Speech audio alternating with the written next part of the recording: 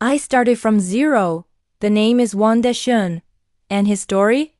Is proof that it's never too late to start living. Most people at 44 are settling into their careers, maybe looking towards retirement down the road.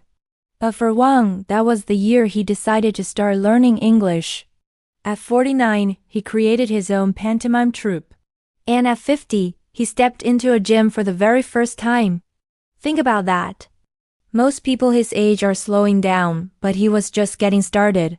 He had a dream, a vision for a unique performance art called living sculpture, and he needed his body to be the perfect canvas, so he began to work. Every single day, for 3 hours, he trained, no excuses, no days off, for 30 years. He sculpted his body with the same dedication a master artist carves a statue. By 57, he was back on stage, his body a living, breathing work of art, performing his living sculpture to amazed audiences. The world was starting to notice. But the real explosion came later. In 2015, at 79 years old, he was invited to walk the runway at China Fashion Week. He walked out shirtless, his long white hair flowing, his body lean and powerful. The crowd went silent, then erupted. He wasn't just a model, he was a phenomenon. He was dubbed China's hottest grandpa, and his story went viral overnight. People were stunned. How could a man his age look like that? How could he have so much energy, so much vitality? The answer was simple yet profound. It was a lifetime of relentless preparation. Wang once said, "Nature determines age, but you determine your state of mind." He never let the number define him. He wasn't trying to be young. He was just trying to be the best version of himself right now. He spent years honing his craft, perfecting his body, all for a moment that he didn't even know was coming. That fashion show wasn't the beginning. It was the culmination of decades of silent, unseen effort.